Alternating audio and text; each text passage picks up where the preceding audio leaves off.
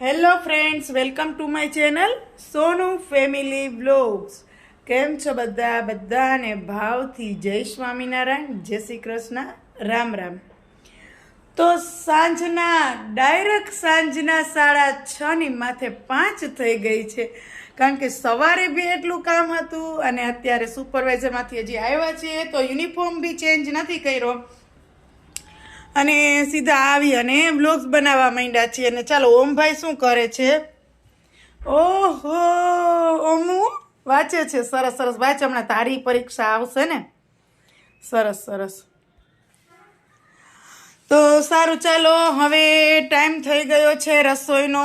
હાથ પગ ધોઈ અને થોડો ઘણો નાસ્તો કરી અને પછી રસોઈ વર્ગી જાય.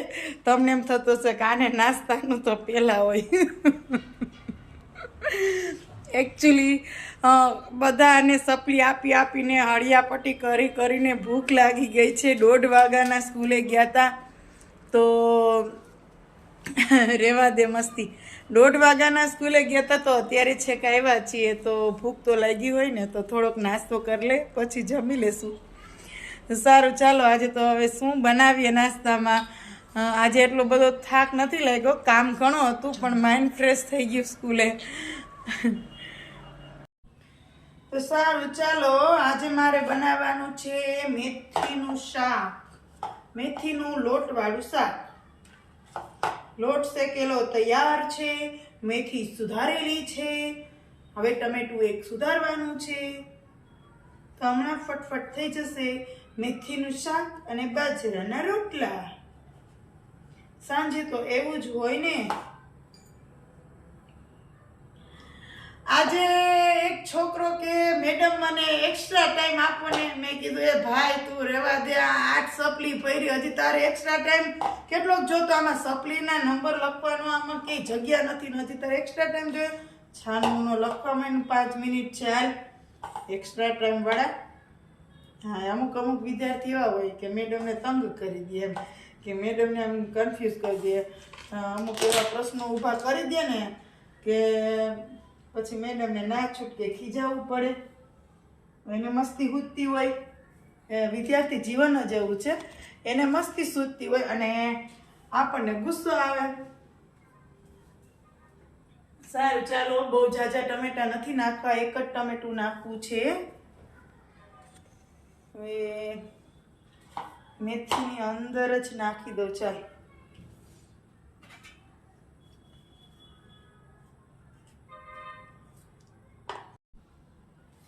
હું તો મેથીનું શાક બનાવું હરિહારું, જમવા હરિયાઓ ને, જમવા હરિયાઓ ને. હું તો ભાવથી બનાવું મહારાજ, જમવા તમે આવો ને, તમે આવો.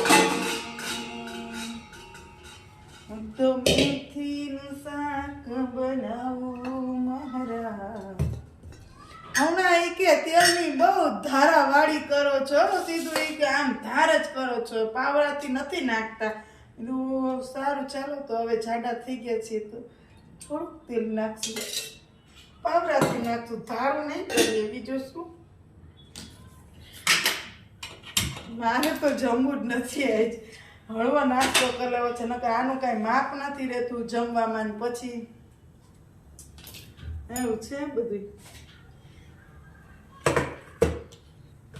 ખબર નહીં, મને તો એમ હતું કે હું સવારમાં વહેલી કામ કરીશ ત્યારે વ્લોગ્સ બનાવીશ, પણ શું વ્લોગ્સ બનાવવામાં, કામમાં એમ ટાઈમ એટલો વયો ગયો ને કે કાંઈ ટ્રાયપોડની અંદર મોબાઈલ મૂકીને, તો ટ્રાયપોડમાં મોબાઈલ મૂકીને કાંઈ યાદ જ ના આવ્યું. એટલું કામ જ એટલું હતું તો હું યાદ આવે પછી આમાં. હું તો રસોઈ બનાવું, જમવા તમે આવો ને, જમવા તમે આવો ને. હું તો હેતથી બનાવું ઘનશ્યામ, જમવા તમે આવો ઘનશ્યામ, જમવા તમે આવો ને. ચાલો, મસ્ત મસ્ત મેથીનું શાક ટમેટું નાખીને વઘારાઈ ગયું છે. હવે તે ચડી જશે ત્યારે એમાં લોટ નખાઈ જશે. થોડીક વાર ચોળવીએ. હવે એને કીધું તું એટલે પછી મારે બનાવવું પડે ને.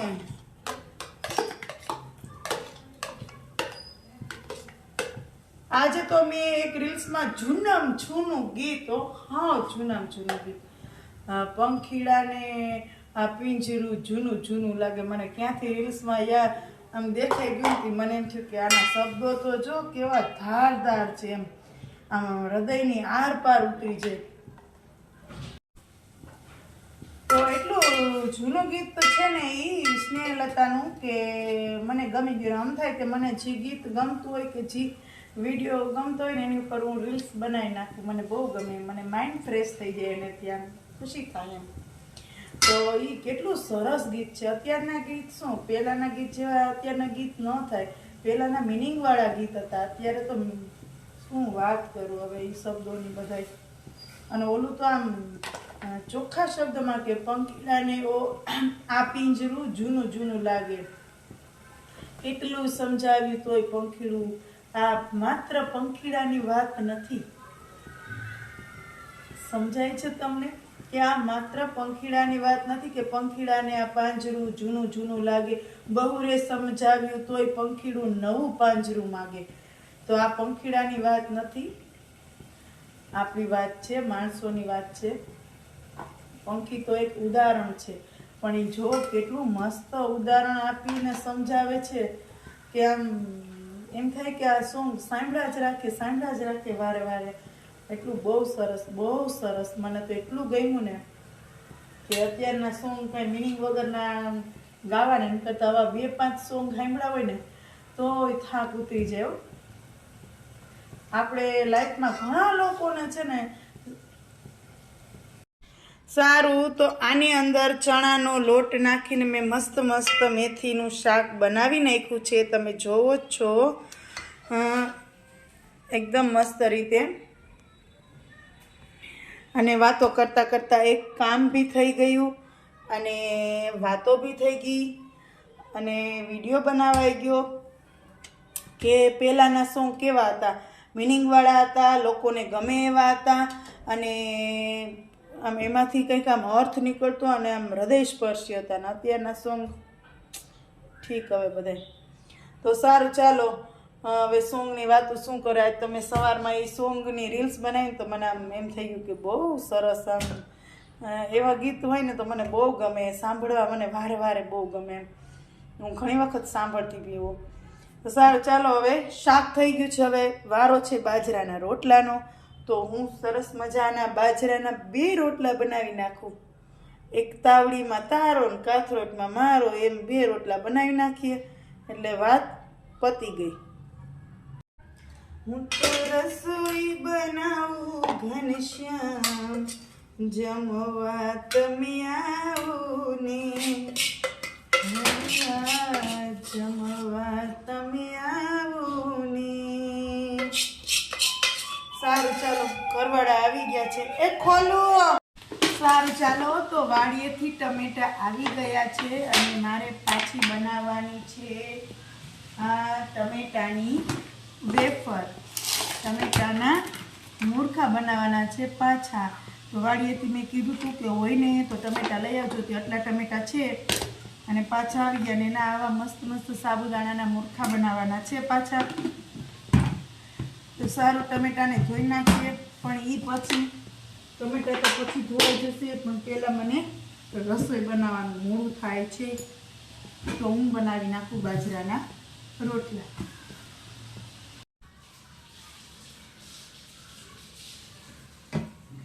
ચાલો, તો આ બાજરાના રોટલા બનાવવાનું ચાલુ કરી દીધું છે મેં.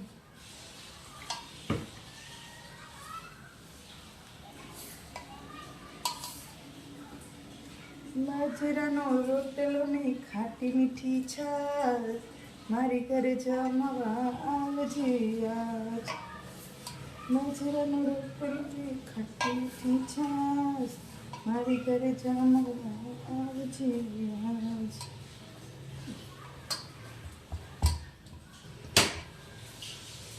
અમુકને બાજરાના રોટલા ન આવડતા હોય લે એ બાજરાના રોટલા હોટલમાં જમવા જાય. મને તો એમ થાય કે હોટલમાં તે કંઈ બાજરાના રોટલા જમવા જેવા થાય છે. હા બાઈએ પણ હાલી નીકળ્યું હો. હું એ ઘરે નહીં આવડતા હોય તો જ જાતી હશે ને. આપણા જેવા કાં કોઈ દી જાય નહીં કે હાલો બાજરાના આપણા જેવાના કોઈક નાખે તો કે ભાઈ બીજું હું અહીંયા મળતું નથી કે બાજરાના રોટલા જમવા જાય. બાજરાના રોટલા તો રોજે જમતા જોઈએ ઘરે. અને આવડે તો ને પેલો પ્રશ્ન એ છે જેને ના આવડતું હોય ને એ જ જાતું હોય. આપણા જેવાને તો ગમે એવડો રોટલો બનાવવાનો કહે તોય બની જાય. સાચું ને?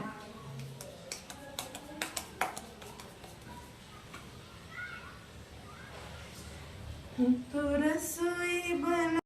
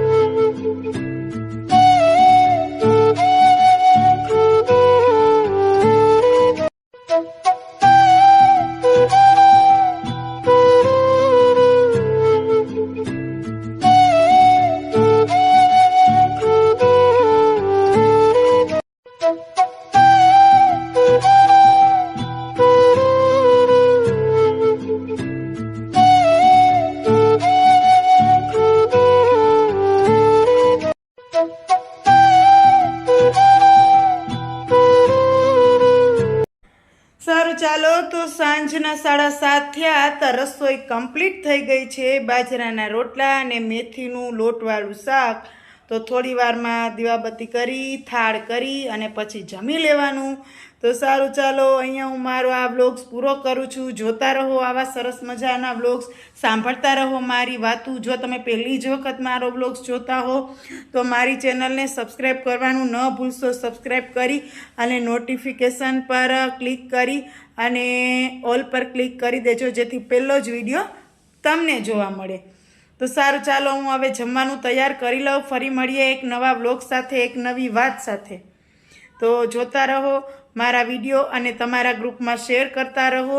અને શોર્ટ વિડીયો જે કોમેડી વિડીયો છે હું 1 થી 2:30ની વચ્ચે મૂકું છું, બપોર વચ્ચે, જે હસાવવા માટે હોય છે. તો તમારા મિત્રોને પણ મોકલો, તમારા ગ્રુપમાં સગાવાલાને શેર કરો અને સબસ્ક્રાઈબ કરવાનું કહી દો. ફરી મળીશું એક નવા બ્લોગ સાથે. ત્યાં સુધી બધાને ભાવથી જય સ્વામિનારાયણ, જય શ્રી કૃષ્ણ, રામ રામ.